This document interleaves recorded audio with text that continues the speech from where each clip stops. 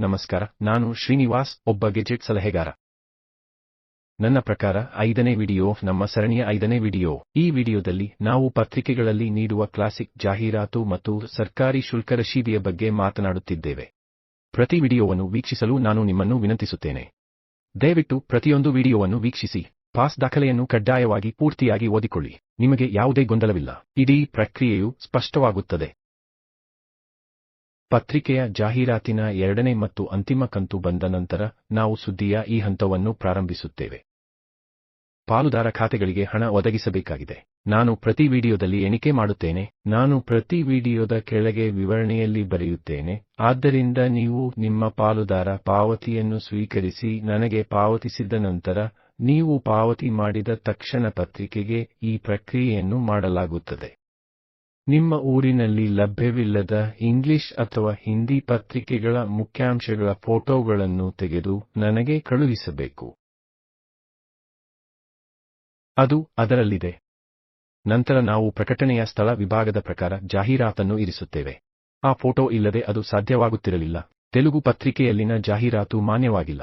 ಏಕೆಂದರೆ ಸರ್ಕಾರದ ತಲಾಖ್ ವ್ಯವಸ್ಥೆಯು ಪತ್ರಿಕಾ ಅಧಿಸೂಚನೆಯನ್ನು ರಾಷ್ಟ್ರೀಯ ಪತ್ರಿಕೆಯಲ್ಲಿ, ಅಂದರೆ ಇಂಗ್ಲಿಷ್ ಅಥವಾ ಹಿಂದಿಯಲ್ಲಿ ಪ್ರಕಟಿಸಬೇಕೆಂದು ಕಡ್ಡಾಯಗೊಳಿಸುತ್ತದೆ.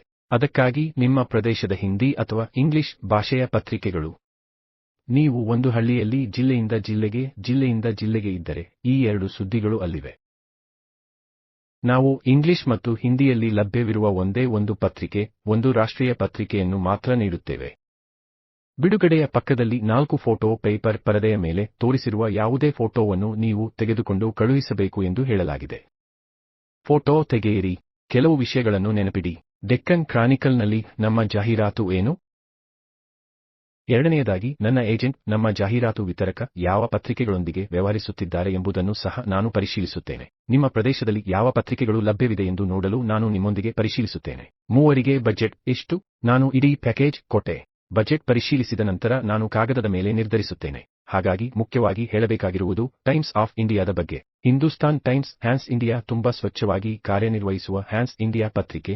ಆದ್ದರಿಂದ ನಾವು ಅವರ ಪತ್ರಿಕೆಯಲ್ಲಿ ನಮ್ಮ ಜಾಹೀರಾತನ್ನು ನೀಡುತ್ತೇವೆ ಅಥವಾ ಕೊನೆಯ ಆಯ್ಕೆಯೆಂದರೆ ಅದನ್ನು ಹಿಂದೂಗಳಿಗೆ ನೀಡುವುದು. ಹಾಗಾದರೆ ಇಂತಹ ಕೆಲವು ಪತ್ರಿಕೆಗಳಿವೆ. ಆದರೆ ನೀವು ಕಂಡುಕೊಂಡ ಪತ್ರಿಕೆಗಳ ಎಷ್ಟು ಫೋಟೋಗಳನ್ನು ತೆಗೆದುಕೊಂಡಿದ್ದೀರಿ ಎಂಬುದು ನಮಗೆ ಮುಖ್ಯವಲ್ಲ. ಇದನ್ನೆಲ್ಲ ಗಣನೆಗೆ ತೆಗೆದುಕೊಂಡು ಅನುಮತಿ, ಸಂಯೋಜನೆ.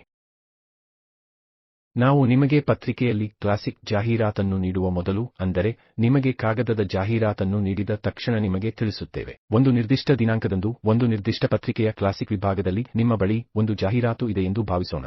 ಯಾವುದೇ ಫೋಟೋ ಇರುವುದಿಲ್ಲ. ಕೇವಲ ವಸ್ತು ಮಾತ್ರ ಇರುತ್ತದೆ. ಆ ಶ್ರೇಷ್ಠ ನಿರ್ದೇಶಕರು ವರ್ಗೀಕೃತ ವಿಭಾಗಗಳನ್ನು ಹೊಂದಿದ್ದಾರೆ. 5 ಹೆಸರು ಬದಲಾವಣೆಗಳು ಅಥವಾ ಪ್ರಕಟಣೆಗಳು ಅಥವಾ ಸಾರ್ವಜನಿಕ ಸೂಚನೆಗಳು. 3 ವಿಭಾಗಗಳು ಪತ್ರಿಕೆ ಮತ್ತು ಪ್ರಕರಣದ ಪ್ರಕಾರವನ್ನು ಅವಲಂಬಿಸಿ ನೀವು ಒಂದು ವಿಭಾಗದಲ್ಲಿ ಜಾಹೀರಾತುಗಳನ್ನು ನೋಡಬೇಕು. ನೀವು ದೃಢೀಕರಿಸಿದ ನಂತರ ದಯವಿಟ್ಟು ನನಗೆ ಒಂದು ಜಾಹೀರಾತು ನೀಡಿ.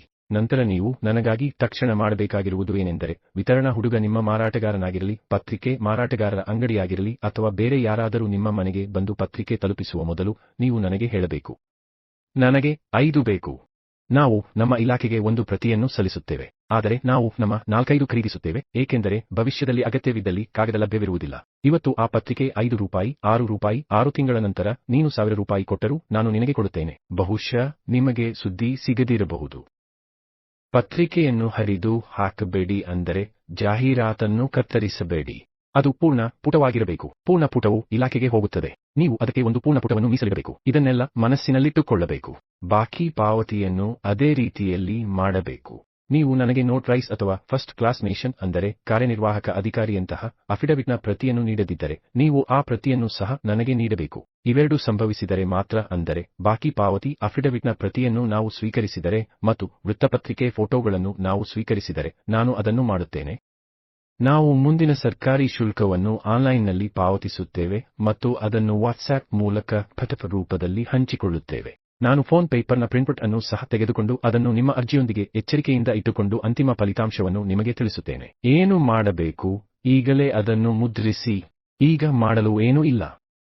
ನೀವು ಪಾವತಿ ಮಾಡಿದಾಗ ಅದರ ಸ್ಕ್ರೀನ್ಶಾಟ್ ಅನ್ನು ಕಡ್ಡಾಯವಾಗಿ ನನ್ನೊಂದಿಗೆ ಹಂಚಿಕೊಳ್ಳಬೇಕು. ನಿಮ್ಮ ಪ್ರದೇಶದಲ್ಲಿ ನಿಮಗೆ ಪತ್ರಿಕೆ ಸಿಗದಿದ್ದರೂ ನೀವು ಒಂದು 100 ಕಿಲೋಮೀಟರ್ ಪ್ರಯಾಣಿಸಬಹುದು.